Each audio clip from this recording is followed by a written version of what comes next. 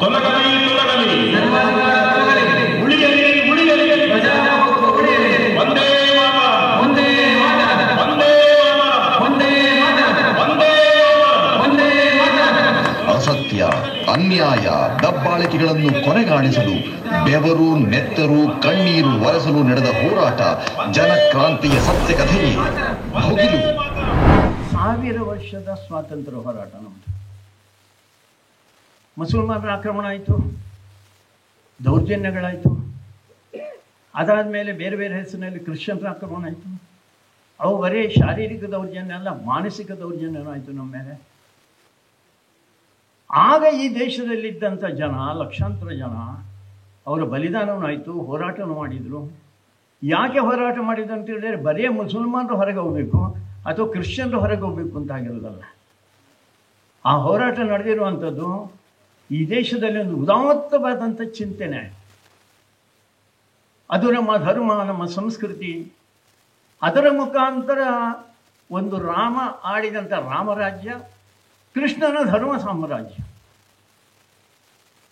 ಅದನ್ನು ಪ್ರಜಾಸತ್ತಾತ್ಮಕವಾಗಿ ಇಲ್ಲಿ ಆಗಬೇಕು, ನಡೆಸಬೇಕು ಅಂತ ಹೇಳುವಂಥ ಹಿನ್ನೆಲೆಯಲ್ಲಿ ಈ ದೇಶದ ಸ್ವಾತಂತ್ರ್ಯ ಹೋರಾಟ 1931ರಲ್ಲಿ ರಾವಿ ನದಿಯ ದಂಡೆ ಮೇಲೆ ನಿಂತು ಕಾಂಗ್ರೆಸ್ ಅಧಿವೇಶನದಲ್ಲಿ ನೆಹರೂರವರು ಹೇಳಿದರು, ನಮ್ಮ ಸಂಕಲ್ಪ ಏನು ಅಂತ ಕೇಳಿದರೆ, ಅಖಂಡ ಹಿಂದೂಸ್ತಾನಕ್ಕೆ ಸ್ವರಾಜ್ಯ.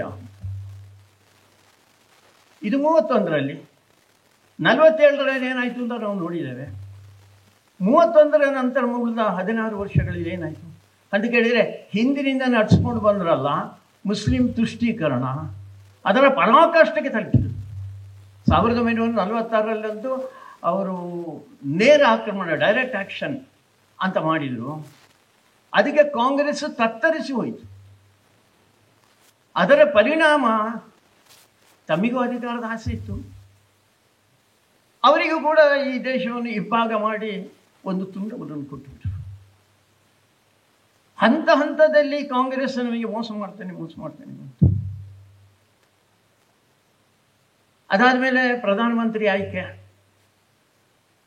ಮದ್ಯಪಾನವನ್ನು ನಿಷೇಧ ಮಾಡಬೇಕು, ಧೂಮಪಾನವನ್ನು ನಿಷೇಧ ಮಾಡಬೇಕು ಅಂತ ಗಾಂಧಿಯವರು ಕೂತರು. ಆದರೆ ದುರ್ದೈವ ನಮಗೆ ಸಿಕ್ಕಿರುವಂಥ ಮೊದಲನ ಪ್ರಧಾನಮಂತ್ರಿ ಅದು 2ರ ದಾಸರು. ಸುಮಾರು ಒಂದು 16-17 ವರ್ಷ ಅವರು ದೇಶವನ್ನು ಮುನ್ನಡೆಸಿದರು. ನಮ್ಮ POK ಅಂತ ಹೇಳುವಂಥ ಭಾಗವನ್ನು ಕಳ್ಕೊಂಡೆವು. ಚೀನಾಕ್ಕೆ ಸುಮಾರು 43,000 ಚದರ ಕಿಲೋಮೀಟರ್ ಭೂಮಿಯನ್ನು ಕೊಟ್ಟೆವು. ಅದಾದ ನಂತರ ಒಂದು ಸಣ್ಣ ಬೆಳ್ಳಿ ರೇಖೆ, ನಾವೆಲ್ಲರೂ ಭಾರಿ ಆಸೆಯಿಂದಿದ್ದೆವು, ಲಾಲ್ ಬಹದ್ದೂರ್ ಶಾಸ್ತ್ರಿಯವರು ಈ ದೇಶಕ್ಕೊಂದು ಹೊಸ ತಿರುವು ಕೊಡ್ತಾರೆ. ಆದರೆ ಅವರ ಜೀವ ಮುಗಿಯಿತು ಅಥವಾ ಮುಗಿಸಿದರು ಒಂದು ಪ್ರಶ್ನಾರ್ಥಕ ಚಿಹ್ನೆ. ಅದಾದ ಮೇಲೆ 66ರಲ್ಲಿ ಮತ್ತೆ ಅದೇ ಕುಡಿ ಮತ್ತೆ ಬಂದಿರುವಂಥದ್ದು ಇಂದಿರಾ ಗಾಂಧಿಯವರು. ಗಾಂಧಿ ಅಂತ ಹೇಳ್ತಾರೆ, ಅದು ಎಲ್ಲಿ ಪ್ರಾರಂಭ ಆಯಿತು ಗೊತ್ತಿಲ್ಲ. ಅವರ ಗಂಡ ಗ್ಯಾಂಡಿ, ಅದು ಗಾಂಧಿ ಅಲ್ಲ. ಮತ್ತೆ ಮೋಸ ಮಾಡಿದ್ರು ನಮ್ಮ ದೇಶಕ್ಕೆ ಅಂತ ಜನಕ್ಕೆ. ಆ ಗಾಂಧಿಗೆ ಈ ಗಾಂಧಿಗೆ ಏನು ಸಂಬಂಧ? 71ರಲ್ಲಿ ಅವರಿಗೆ ಒಂದು ಒಳ್ಳೆ ಅವಕಾಶ ಸಿಕ್ತು. ಬಾಂಗ್ಲಾ ವಿಮೋಚನೆ, ಪಾಕಿಸ್ತಾನದ ಸೈನ್ಯವನ್ನು ಸೋಲಿಸುವಂಥ ಒಂದು ಅವಕಾಶ. ಅವರು ತುದಿಗೆ ಏರಿದರು. ವಾಜಪೇಯಿಯವರು ಕೂಡ ಅವರೊಂದು ದುರ್ಗೆ ಅಂತ ಕರೆದು ಬಿಟ್ಟರು. ಅವರಿಗೆ ಅನಿಸಿದ್ದು, ನನ್ನನ್ನು ಬಿಟ್ಟು ಈ ದೇಶ ಇಲ್ಲವೇ ಇಲ್ಲ, ನಾನು ಈ ದೇಶದಿಂದ ದೊಡ್ಡವಳು ಅಂತ. ಹಾಗಾಗಿ ಆಗುತ್ತಾ ಈ ದೇಶದಲ್ಲಿ? ಆಗುತ್ತಾ? ಅವರ ವಿರುದ್ಧ ಚುನಾವಣೆಗೆ ನಿಂತಂಥ ರಾಜನಾರಾಯಣ ಅವರೊಂದು ಅರ್ಜಿಯನ್ನು ಹೈಕೋರ್ಟ್ಗೆ ಹಾಕಿದರು. ಚುನಾವಣೆಯಲ್ಲಿ ಅಕ್ರಮ ಮಾಡಿದ್ದಾರೆ. 4 ವರ್ಷ ವಾದ ಪ್ರತಿವಾದ ನಡೆದಿಟ್ಟು ಆ ಅಲಹಾಬಾದ್ ಹೈಕೋರ್ಟ್ ಮೊದಲ ಬಾರಿಗೆ ತುದಿಯಲ್ಲಿದ್ದಾರೆ ಇಂದಿರಾ ಗಾಂಧಿಯವರು. ಅವರು ಅಕ್ರಮ ಮಾಡಿದ್ದು ಹೌದು, 6 ವರ್ಷ ಚುನಾವಣೆಗೆ ನಿಲ್ಲೂ ಹಾಗಿಲ್ಲ, ನೀವು ಕೆಳಗಿಳಿಬೇಕು ಅಂತ ಹೇಳುವಂಥ ರೀತಿಯ ಒಂದು ತೀರ್ಪನ್ನು ಕೊಟ್ಟರು. ಅದಾದ ಮೇಲೆ ಇವರು ಸುಪ್ರೀಂ ಕೋರ್ಟಿಗೆ ಹೋದರು. ಸುಪ್ರೀಂ ಕೋರ್ಟ್ ಹೇಳಿದ್ದು, ಹೈಕೋರ್ಟ್ ಹೇಳಿದ್ದು 100% ಸತ್ಯ ಇದೆ ಅಂತ. ಸ್ವಲ್ಪ ಮರ್ಯಾದೆ ಇದ್ದರೆ, ಮಾನ ಇದ್ದರೆ, ಅಥವಾ ಸಂವಿಧಾನವನ್ನು ಒಪ್ಪುವಂತ ಆಗಿದ್ದಿದ್ರೆ, ಈಗ ಹಿಡ್ಕೊಂಡಿದ್ದಾರಲ್ಲ ಒಬ್ಬ ಸಂವಿಧಾನ ಹಿಡ್ಕೊಂಡು ಇಡೀ ದೇಶದಾದ್ಯಂತ ಓದಲಿಲ್ಲ ಸಂವಿಧಾನ, ಊಟ ಎಷ್ಟು ಅಂತ ಗೊತ್ತಿಲ್ಲ ಅವರಿಗೆ, ಆದರೂ ಸಂವಿಧಾನ ಹಿಡ್ಕೊಂಡು ಓಡಾಡ್ತಾರೆ. ಅವನ ಅಜ್ಜಿ ಏನು ಮಾಡಿದ್ರು ಅಂತ ಕೇಳಬೇಕಾಗಿತ್ತು ಅಂತ. ಆ ಸಂದರ್ಭದಲ್ಲಿ ದೇವೇಗೌಡರು ಉಲ್ಲೇಖ ಮಾಡಿದರು, ಗುಜರಾತಿನಲ್ಲಿ ದೊಡ್ಡ ವಿದ್ಯಾರ್ಥಿ ಆಂದೋಲನ, ವಿದ್ಯಾರ್ಥಿ ಪರಿಷತ್ನವರ ನೇತೃತ್ವದಲ್ಲಾಯಿತು, ದೇಶದಾದ್ಯಂತ ಬಂತು. ಅದರ ಜೊತೆಯಲ್ಲಿ ಸಮಗ್ರ ಕ್ರಾಂತಿ ಅಂತ ಒಬ್ಬ ಗಾಂಧಿವಾದಿ ಜಯಪ್ರಕಾಶ್ ನಾರಾಯಣ್ ಅವರು ಹೋರಾಟ ಮಾಡ್ತಾ ಇದ್ರು. ಆವಾಗ ಇವರಿಗೆ ಅನಿಸಿದ್ದು ನನ್ನ ಕುರ್ಚಿ ಅಲುಗಾಡಿ ಬಿಡ್ತೈತೆ, ಈಗ ಬಿದ್ದು ಬಿಡ್ತೇನೆ ನಾನು. ಅದಕ್ಕೋಸ್ಕರ ಸಂವಿಧಾನವನ್ನು ತಿರುಚಿ, ಸಂವಿಧಾನದ ಮೇಲೆ ಆಕ್ರಮಣ ಮಾಡಿ, ಸಂವಿಧಾನದ ಮೇಲೆ ಒಂದು ರೀತಿ ವ್ಯಭಿಚಾರ ಮಾಡಿ, ಆ ಫಕ್ರುದ್ದೀನ್ ಅಲಿ ಅಹ್ಮದ್ ಪಾಪ ಯಾಕೆ ಕೂತರು ಗೊತ್ತಿಲ್ಲ, ಅವರ ಸಹಿ ತಗೊಂಡು ಜೂನ್ 25ಕ್ಕೆ, ಜೂನ್ 12ಕ್ಕೆ ಆ ತೀರ್ಪು, ಜೂನ್ 25 ಮಧ್ಯರಾತ್ರಿ. ಈ ಮಧ್ಯರಾತ್ರಿ ಒಂದು ದೊಡ್ಡ ರೋಗ ಈ ದೇಶಕ್ಕೆ. ನಮಗೆ ಸ್ವಾತಂತ್ರ್ಯ ಬಂದದ್ದು ಮಧ್ಯರಾತ್ರಿ, ಅದಕ್ಕೋಸ್ಕರ ಸರಿ ಹೋಗ್ತಾ ಇಲ್ಲ ಈ ದೇಶ. ಇದೂ ಮಧ್ಯರಾತ್ರಿ 12 ಗಂಟೆಗೆ ತುರ್ತು ಪರಿಸ್ಥಿತಿ ಘೋಷಣೆ ಮಾಡಿದ್ರು ಅವರು. ಇಡೀ ದೇಶದ ಜನಕ್ಕೆ ತುರ್ತು ಪರಿಸ್ಥಿತಿ ಏನು ಅಂತ ಗೊತ್ತಿಲ್ಲ. ಸಂವಿಧಾನದಲ್ಲಿ ದೇಶದ ಮೇಲೆ ಆಕ್ರಮಣ ಆದಾಗ ತುರ್ತು ಪರಿಸ್ಥಿತಿಯನ್ನು ಜಾರಿ ಮಾಡಬಹುದು ಅಂತಿದೆ. ಇಸ್ರೇಲ್ ಮತ್ತು ಉಳಿದ ದೇಶಗಳಿಗೆ ಯುದ್ಧ ಆಗ್ತಾ ಇದೆ. ಮೊನ್ನೆ ಇರಾನ್ನ ವಿರುದ್ಧ ಯುದ್ಧ ಆಗುವಲ್ಲಿವರೆಗೆ ಇಸ್ರೇಲ್ ಆ ದೇಶದಲ್ಲಿ ತುರ್ತು ಪರಿಸ್ಥಿತಿ ಘೋಷಣೆ ಮಾಡಲೇ ಇಲ್ಲ. ಇಡೀ ದೇಶ ತೊಂದರೆಗೆ, ಅನ್ಯಾಯಕ್ಕೆ ಒಳಗಾಗ್ತದೆ ಅಂತ. ಆದರೆ ತನ್ನ ಕುರ್ಚಿ ಅಲ್ಲಾಡ್ತದೆ ಅಂತ ಹೇಳಿದಾಗ ಇವರು ತುರ್ತು ಪರಿಸ್ಥಿತಿ ಘೋಷಣೆ ಮಾಡಿ 12 ಗಂಟೆಗೆ ಘೋಷಣೆ ಆಗಿದೆ.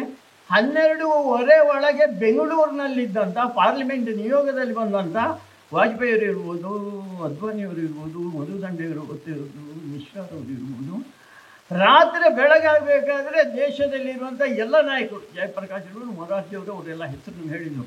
ಅಂಥವ್ರೆಲ್ಲರೂ ಬಂದನ. ಜನಕ್ಕೆ ಏನೂ ಅವಾಕ್ಕಾಗಿಬಿಟ್ರು ಜನ. ಅದಾದ ಮೇಲೆ ನಡೆದಿರುವಂಥದ್ದು ಅದು ಘೋರ ಅನ್ಯಾಯ, ಅತ್ಯಾಚಾರ. ಮುಂದಿನ ದಿನಗಳಲ್ಲಿ ಬರೀ ನಾಯಕರನ್ನಲ್ಲ, ನನ್ನನ್ನು ವಿರೋಧ ಮಾಡ್ತಾ ಇದ್ದಂಥ ನಾಯಕರನ್ನು ಬಂಧನ ಮಾಡಬೇಕು ಅಂತ ಮಾತ್ರ ಯೋಚನೆ ಮಾಡಿದ್ದಲ್ಲ, ಹಳ್ಳಿ ಮೂಲೆಯಲ್ಲಿರುವಂಥ ಸರ್ವಸಾಮಾನ್ಯರನ್ನು ಕೂಡ, ನನ್ನ ವಿಚಾರವನ್ನು ಒಪ್ಪದೇ ಇದ್ದಂಥವ್ರು, ನನ್ನ ವಿಚಾರವನ್ನು ವಿರೋಧ ಮಾಡ್ತಾ ಇದ್ದಂಥವ್ರು ಮಾತ್ರ ಅಲ್ಲ, ಒಪ್ಪದೇ ಇದ್ದಂಥ ಜನಗಳನ್ನು ಕೂಡ ಅವರು ಬಂಧನಕೊಂಡು, ಹಳ್ಳಿ ಮೂಲೆಯಲ್ಲಿ ಒಂದೊಂದು ಗಲ್ಲಿಯಲ್ಲಿ ಇಂದಿರಾ ಗಾಂಧಿ ಅವರು ಹುಟ್ಕೊಂಡ್ರು. ಅಂಥ ತುಂಡು ನಾಯಕರು ಯಾರೇನೋ ತೋರಿಸಿ ಇವನು ಅರಸ ಜನಸಂಘ, ಇವನು ಇಂದಿರಾ ಗಾಂಧಿ ವಿರೋಧಿ ಅಂತ ಹೇಳಿ ಮನೆ ಮನೆಗೆ ಪೊಲೀಸರು ನುಗ್ಗಿದ್ರು. ತಂದೆ ತಾಯಿ ಎದುರಿನಲ್ಲಿ ಮಗನನ್ನು ಹೊಡೆದು ಬಡಿದು ತಗೊಂಡದ್ದು, ಕೆಲವು ಕಡೆಯಲ್ಲಿ ಮಕ್ಕಳ ಎದುರಿನಲ್ಲಿ ತಂದೆಗೆ ಹೊಡೆದು ಬಡಿದು ತಾಯಿಗೆ ಅವಾಚ್ಯವಾಗಿ ಕೆಟ್ಟ ಭಾಷೆಗಳಲ್ಲಿ ಮಾತಾಡಿ ಅವರನ್ನು ಕರ್ಕೊಂಡು ಹೋದ್ರು. ಸುಮ್ಮನೆ ಕರ್ಕೊಂಡು ಹೋದದ್ದು ಮಾತ್ರ ಅಲ್ಲ,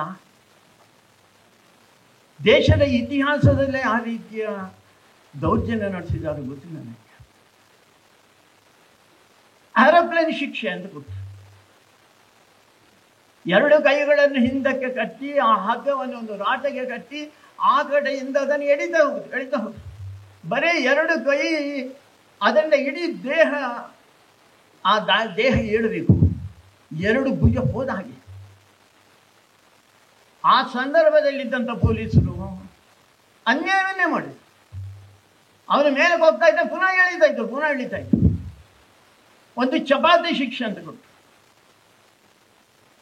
ಆ ಸತ್ಯಾಗ್ರಹ ಕಾರ್ಯಕರ್ತನನ್ನು ಅಥವಾ ಒಬ್ಬ ಸಾಮಾನ್ಯ ವ್ಯಕ್ತಿಯನ್ನು ಅವನನ್ನು ಕೂತುಗೊಳಿಸಿ ಅವನ ಮೇಲೆ ಅವನ ಕಾಲ ಮೇಲೆ, 2 ಕಾಲಿನ ಮೇಲೆ ಒಬ್ಬ ಪೊಲೀಸ್ ನಿಂತು ಒಂದು ರಾಡ್ ಹಿಡ್ಕೊಂಡು ಅವನ ತೊಡೆ ಮೇಲೆ ಹಿಂದೆ ಮುಂದಕ್ಕೆ ಹೋಗೋದು, ಅವನ ಇಡೀ ಮಾಂಸ ಎಲ್ಲ ಚೂರು.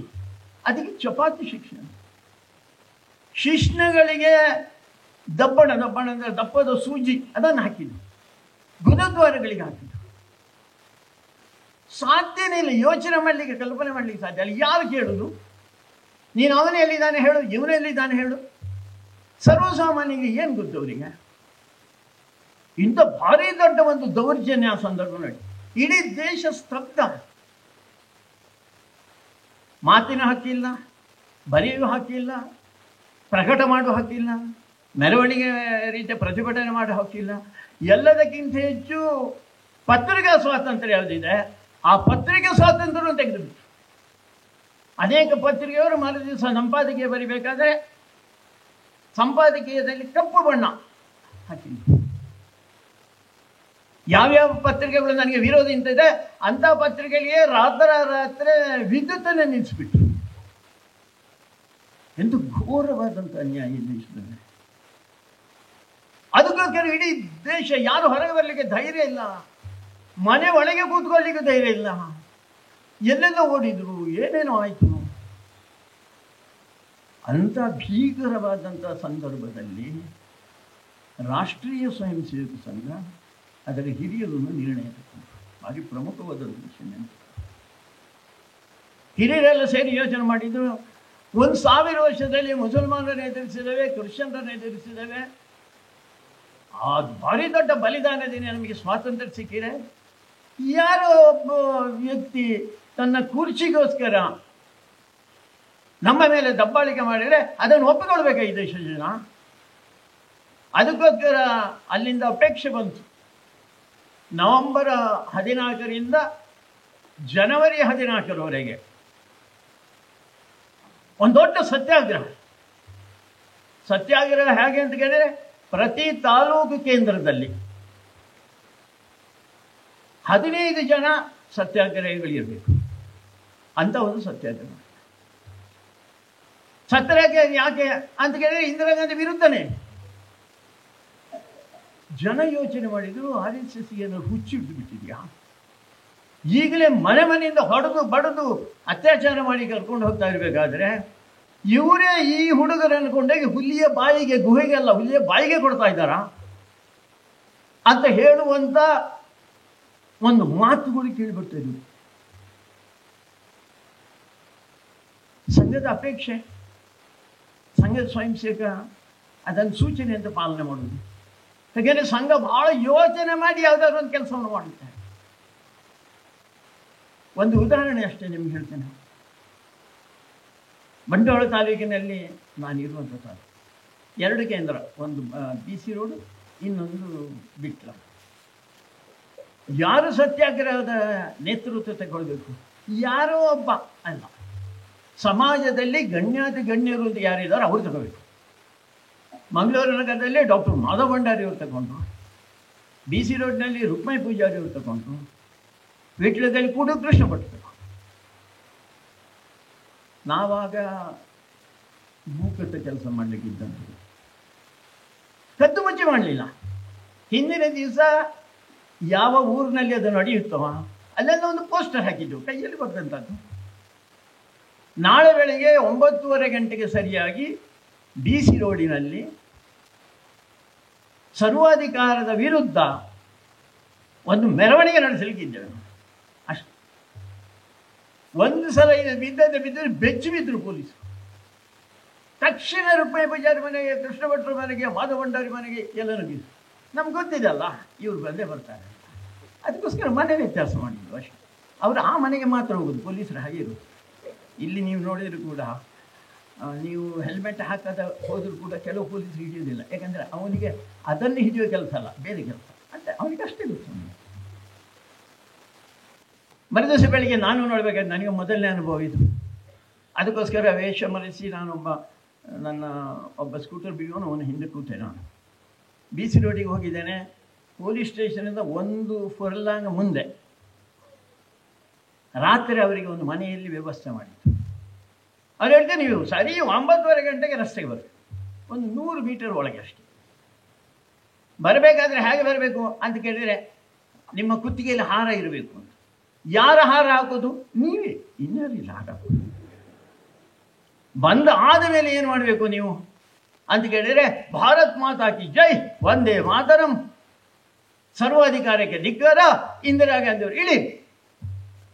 ನೀವು ಅಲ್ಲಿಗೆ ರಸ್ತೆಗೆ ಹೀಗೆ ಹೇಳಿ ಇಳಿದ ಕೂಡಲೇ ಪೊಲೀಸರು ಸಿಕ್ಕಾಪಟ್ಟೆ ಹೊಡಿತಾರೆ, ನಿಮ್ಮನ್ನು ಕೈಗಾಲ ಮುರಿದು ಬಿಡ್ತಾರೆ, ನಿಮ್ಮನ್ನು ಜೈಲಿಗೆ ಸೇರಿಸ್ತಾರೆ. ಆ ರೀತಿ ಧೈರ್ಯ ಇದ್ದವರು ಮಾತ್ರ ಬನ್ನಿ ಅಂತ ಹೇಳಿದ್ರು. ಏನಿದೆ ಸಂಘ ನಿರ್ಮಾಣ ಮಾಡಿರುವಂಥ ಕಾರ್ಯಕರ್ತರು ಹೇಗಿದ್ದು ನೋಡಿ. ಇದೆಲ್ಲವೂ ಇದ್ದಾಗಲೂ ಕೂಡ 9:30 ಗಂಟೆಗೆ ಸರಿಯಾಗಿ ಬಂದರು ರಸ್ತೆಗೆ. ಮತ್ತೆ ಅದೇ ಘೋಷಣೆ ಮನಸ್ಸಿನಲ್ಲಿ ಇದ್ದಿರ್ಬೋದು, ಹೊಡಿತಾರೆ ಹೊಡಿತಾರೆ ಅಂತ. ಅದರ ಒಂದು ಧ್ಯೇಯ ನಿಷ್ಠೆ ಅಂತ. ಇವರಿಗೆ ಪೊಲೀಸರಿಗೆ ಗೊತ್ತಾಗಲಿಲ್ಲ. ಎಲ್ಲಿ ಜೋರಾಗಿ ಘೋಷಣೆ ತಕ್ಷಣ ಕೆಳಗಿಂದ ಓಡ್ಕೊಂಡು ಬಂದರು, ವ್ಯಾನ್ನಲ್ಲಿ ಬಂದರು. ಈಗ ಹೊಡಿತಾರೆ ಅಂತ ಯೋಚನೆ ಮಾಡಿದರೆ ಹೊಡಿಲೇ ಇಲ್ಲ ಅವರು. ಆ ಕಡೆ ಒಳ್ಳೆ ಪ್ರಧಾನಮಂತ್ರಿಯವರು ಬಂದಾಗ ಇರುವ ರೀತಿಯಲ್ಲಿ 2 ವ್ಯಾನು, ಹೆಣ್ಣು ಮಕ್ಕಳು, ಪೊಲೀಸರು ಎಲ್ಲ ಇವರಿಗೆ ಹೇಳಿತ್ತು, ಅಕಸ್ಮಾತ್ ನಿಮ್ಮ ಅದೃಷ್ಟನೇ ನಿಮಗೆ ಇಟ್ಟು ಬೀಳಲಿಲ್ಲ ಅಂತ ಆದರೆ ಮೆರವಣಿಗೆ ಮಾಡ್ತಾ ಕೆಳಗಿನವರೆಗೆ ಬನ್ನಿ, ಒಂದು ಫರ್ಲಾಂಗ್ ಅಲ್ಲಿ ಒಂದು ಬಸ್ ಸ್ಟ್ಯಾಂಡ್ ಸಿಗುತ್ತೆ, ಆ ಬಸ್ ಸ್ಟ್ಯಾಂಡಿಗೆ ಒಂದು ಸುತ್ತು ಬನ್ನಿ. ಅಷ್ಟರೊಳಗೆ ನಮಗೆ ಹಿಡಿದೇ ಬಿಡ್ತಾರೆ. ಕೆಳಗೆ ಬಂದರು, ಘೋಷಣೆಗೆ ಹೋಗ್ತಾ ಬಂದರು, ಪೊಲೀಸರ ಜೊತೆ ನಡ್ಕೊಂಡು ಬಂದರು. ಬಸ್ ಸ್ಟ್ಯಾಂಡಿಗೆ ಒಂದು ಸುತ್ತು ಬಂದರು, ಅರೆಸ್ಟ್ ಮಾಡಲಿಲ್ಲ. ಇವರಿಗೆ ಸೂಚನೆ ಅಷ್ಟೇ ಇದ್ದದ್ದು, ಇನ್ನೇನು ಮಾಡಬೇಕು. ಅವರೆಲ್ಲ ಸೇರಿದು ಇನ್ನೊಂದು ಸುತ್ತು ಬರೋಣ. ಮತ್ತೊಂದು ಸುತ್ತು ಬಂದ ತಕ್ಷಣ ಪೊಲೀಸರು ಬನ್ನಿ ಒಳಗೆ ಬನ್ನಿ ಬಾಚಾವ್. ಏಟು ಬಿಡಲಿಲ್ಲ ಅಲ್ಲ, ಸಾಕು ಅರೆಸ್ಟ್ ಆಗೋದಂತ ಇದ್ದೇ ಇದೆ. 15ರಲ್ಲಿ 14 ಜನ ಮಾತ್ರ ಬಂದಿದ್ರು, ಒಬ್ಬ ಬಂದಿರಲಿಲ್ಲ. ಅವನಿದು ಮುಗಿದಾದ ಮೇಲೆ ಒಂದು 15-20 ನಿಮಿಷ ಬಂದ. ಮೋಹನ್ ಪೈ ಅಂತ ಅಲ್ಲಿ ಪಾಣೆಮಂಗ್ಳೂರು ಹತ್ತಿರದ ಒಬ್ಬ ವ್ಯಾಪಾರಿ. ಅವನಿಗೆಲ್ಲ ವ್ಯವಸ್ಥೆ ಮಾಡಬೇಕಲ್ಲ, ಒಂದು ಒಳಗೆ ಹೋದರೆ ಮತ್ತೆ ಹೊರಗೆ ಬರೋ ಪ್ರಶ್ನೆ ಇಲ್ಲ. ಅದಕ್ಕೋಸ್ಕರ ಬಂದ ಕೇಳಿದೆ, ಎಲ್ಲಿಗೆ ಹೋಗಿದ್ದಾರೆ ಸ್ಟೇಷನ್ ಬೋರ್ಡ್ ಅಲ್ಲೇ ಆಗ್ತದೆ ಸ್ಟೇಷನ್. ಅಲ್ಲಿ ಒಬ್ಬ ಇನ್ಸ್ಪೆಕ್ಟರ್ ದೊಡ್ಡೂತಿ ವ್ಯಕ್ತಿ.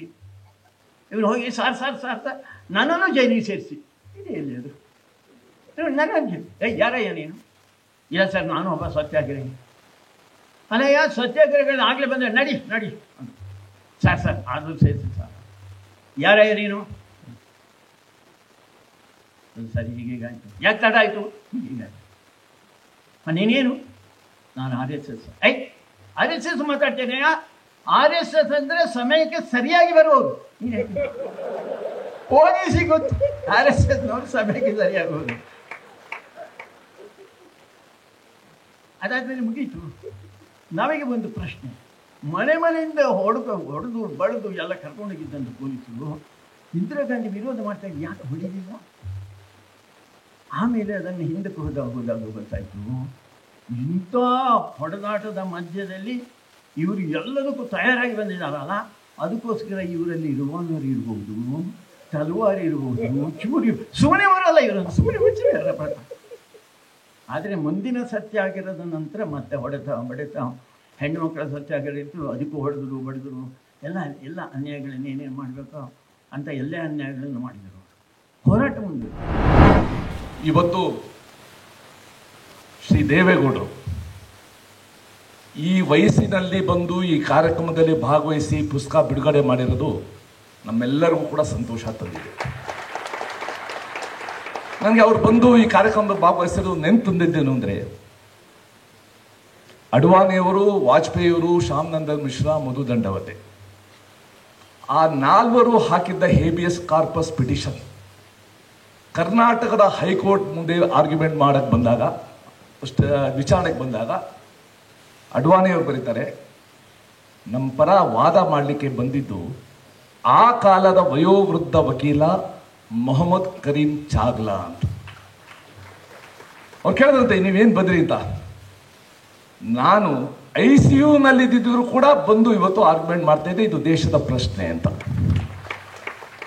ಅದೇ ರೀತಿ ಭಾವನೆ ಇವತ್ತು ನನಗೆ ದೇವೇಗೌಡರು ಬಂದು ಈ ಪುಸ್ತಕ ಬಿಡುಗಡೆಯಲ್ಲಿ ಭಾಗವಹಿಸಿ ಅನೇಕ ಸಂಗತಿಗಳನ್ನ, ನಾಗಪ್ಪ ಆಳುವವರು ಬರೆದಿದ್ದ ಪತ್ರದಿಂದ ಹಿಡಿದು ಅನೇಕ ಸಂಗತಿಗಳನ್ನ ನಮಗೆ ನೆನಪು ತಂದಿದ್ದಾರೆ.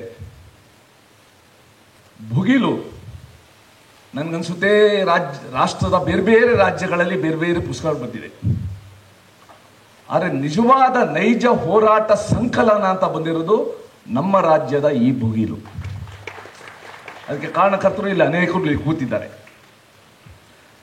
ತುರ್ತು ಪರಿಸ್ಥಿತಿ ಮುಗಿದು, ಚುನಾವಣೆ ಬಂದು, ಹೊಸ ಸರ್ಕಾರ ಬಂದು ಒಂದು 3-4 ತಿಂಗಳು ಈ ತಂಡ ಯಾವ ರೀತಿ ಕೆಲಸ ಮಾಡಿದೆ. ಕೊನೆಗೆ 77ನೇ ಇಸ್ವಿ ಡಿಸೆಂಬರಲ್ಲೇ ಈ ಪುಸ್ತಕ ಹೇಗೆ ಬಿಡುಗಡೆ ಆಯಿತು, ಅದು ನೆನೆಸ್ಕೊಂಡ್ರೆ ಇವತ್ತು ರೋಮಾಂಚನ ಆಗುತ್ತೆ. ನಾನು ಮೊದಲನೇ ಪುಸ್ತಕ ಬಿಡುಗಡೆ ಕಾರ್ಯಕ್ರಮ ನಾನು ಭಾಗವಹಿಸಿದ್ದು ನನ್ನ ಚಿಕ್ಕ ವಯಸ್ಸಲ್ಲಿ ಆತ್ಮಾಹುತಿ ಪುಸ್ತಕ ಬಿಡುಗಡೆ ಆದಾಗ. ಎರಡನೇದು ಶ್ರೀ ಬಾಬು ಕೃಷ್ಣಮೂರ್ತಿ ಬರೆದಿದ್ದ ಅಜೇಯ ಪುಸ್ತಕ ಬರೆದ. ಬಾಬು ಕೃಷ್ಣಮೂರ್ತಿಯವರು ನಮ್ಮ ಶಾಖೆಗೆ ಬಂದಿದ್ರು, ನಾನು ಬಾಲಕ. ಆಗ ಅವರು ಚಂದ್ರಶೇಖರ್ ಆಜಾದ್ ಬಗ್ಗೆ ನಮ್ಮೆಲ್ಲ ಬಾಲಕರಿಗೆ ಹೇಳಿದರು. ಹೇಗೆ ಬೇಡಿ ಹಾಕೋಕ್ಕೂ ಅವ್ರ ಕೈ, ಚಂದ್ರಶೇಖರ್ ಆಜಾದ್ ಕೈ ಸಿಗ್ತಾ ಇರಲಿಲ್ಲ, ಅಷ್ಟು ಸಣ್ಣವರಾಗಿದ್ದರು. ಕೊನೆಗೆ ಆಲ್ಫ್ರೆಡ್ ಪಾರ್ಕಲ್ಲಿ ಯಾವ ರೀತಿಯವರು ಮೈ ಆಜಾದ್ ಹೂ ಆಜಾದ್ ಹಿ ರಹೂಂಗಾ ಆಜಾದ್ ಹಿ ಮರೂಂಗಾ ಅನ್ನೋ ರೀತಿನ ತೀರೋದ್ರು ಅಂತ ಬಾಬು ಕೃಷ್ಣಮೂರ್ತಿಯವರು ಅವತ್ತು ನಮಗೆಲ್ಲರಿಗೂ ಕೂಡ ಪ್ರೇರಣೆ ಕೊಟ್ಟವರು. ಇವತ್ತು ಇಡೀ ರಾಷ್ಟ್ರದಲ್ಲಿ ಕರ್ನಾಟಕದ ಈ ಒಂದು ಘಟನೆ ನಾನು ಕಣ್ಣಿಂದ ನೋಡಿರೋದು. ಇಡೀ ರಾಷ್ಟ್ರದಲ್ಲಿ ಎಲ್ಲ ಕಡೆ ಲಕ್ಷಾಂತರ ಜನ ಕಾರ್ಯಕರ್ತರು, ಮುಖಂಡಗಳನ್ನು ಜೈಲಿಗೆ ತಳ್ಳಿದರು. ಪ್ರಮುಖವಾಗಿ ರಾಷ್ಟ್ರೀಯ ಸ್ವಯಂ ಸೇವಕ RSSನ ಲಕ್ಷಾಂತರ ಕಾರ್ಯಕರ್ತರು, ಮುಖಂಡರುಗಳು, ಸೋಷಿಯಲಿಸ್ಟ್ ಪಾರ್ಟಿಯ ಮುಖಂಡರುಗಳು, ಟ್ರೇಡ್ ಯೂನಿಯನ್ನ ಮುಖಂಡರುಗಳು, ಹಲವಾರು ಸಂಘ ಸಂಸ್ಥೆಗಳ ಮುಖಂಡರು. ಹೀಗೆ ಅಂದು ಈ ದೇಶದಲ್ಲಿ ಯಾವ ಪ್ರಜಾಪ್ರಭುತ್ವದ ವ್ಯವಸ್ಥೆ ಇತ್ತು ಅದನ್ನು ನುಚ್ಚುನೂರು ಮಾಡಿದೆ. ನಾನು ವಾಸ್ತವಾಂಶವನ್ನು ಕಣ್ಣಿಂದ ನೋಡಿರೋಣ. ನಾನು ಮುಖ್ಯಮಂತ್ರಿಯಾದ 1 ವರ್ಷಕ್ಕೆ ನಮ್ಮ ಕೆಂಗಲ್ ಹನುಮಂತಯ್ಯನವರು ಕಟ್ಟಿಸಿರ್ತಕ್ಕಂಥ ವಿಧಾನಸೌಧ ಅದರ ಕೆಳಗಡೆ ಇದೇ ಥರ ಸಭಾಂಗಣ ಆದ್ವಾನಿಯವರು ಬಂದಿದ್ದರು. ನಾನು ಮುಖ್ಯಮಂತ್ರಿ. ಈ ವಿಷಯ ಯಾಕೆ ಪ್ರಸ್ತಾಪ ಮಾಡಿದ್ರಂದರೆ ಅದೇನೋ ದೈವೇಚ್ಛೆ. ನಾನು ಎಂದೂ ಪ್ರಧಾನಮಂತ್ರಿಯಾಗಿ ಯೋಚನೆ ಮಾಡಿದ್ರಲ್ಲ. ಮುಖ್ಯಮಂತ್ರಿ ಆಗೋದ್ರ ಬಗ್ಗೆ ತುಂಬ ತಿಕ್ಕಾಟಗಳಿವೆ. ಸತ್ಯ ಹೇಳಬೇಕು, ಇದರಲ್ಲಿ ಅದನ್ನು ಹಂಚ್ಕೊಳ್ಬೇಕು. ಆದರೆ ಆಕಸ್ಮಿಕ ನಾನು ಪ್ರಧಾನಮಂತ್ರಿ ಆಗೋದು ಸ್ಟೇಜ್ ಬಂದೆ. ವಾಜಪೇಯಿ 13 ದಿನ ಆದಮೇಲೆ ಅಲ್ಲಿ RSS ಬಗ್ಗೆ ದೇವೇಗೌಡರು ಮುಖ್ಯಮಂತ್ರಿಯಾಗಿ ಎಷ್ಟು ಬೆಂಬಲ ಕೊಟ್ಟರು ಅನ್ನೋದನ್ನು ಮಾತಾಡಿದ ವಿಷಯನ ವಾಜಪೇಯಿ ಅವರಿಗೆ ಅವಿಶ್ವಾಸ ನಿರ್ಣಯ ಮಂಡನೆ ಮಾಡಿದ್ರೆ ದೊಡ್ಡ ಚರ್ಚೆ. ಯಾಕೆ ಅದನ್ನು ಹೇಳಿದೆ ಅಂದರೆ ನಾನಿವತ್ತು ಇಲ್ಲಿಗೆ ಈ ಸಂಸ್ಥೆಗೆ ನಮ್ಮೆಲ್ಲ ಮುಖ್ಯಸ್ಥರು ತಿಪ್ಪೇಸ್ವಾಮಿ ಅವರು ಎಲ್ಲ ಕೂತಿರಬೇಕು ಅದೇ ಜನ ಮುಖಂಡರುಗಳು ಬಂದು ನೀವು ಬರಬೇಕು ಅಂತ ಹೇಳಿದ್ರು. ಅಯ್ಯೋ ಆನಂದವಾಗಿ ಬರ್ತೀನಿ ಬಂದಿದ್ದೆ ಎಂದು. As a Pracharak, he became the chief minister, ruled Gujarat for 11 years. And first time in 2014, he got majority. First time in 2014. Now 11 years as Prime Minister, put together 22 years or 23 years. He is shaping the country.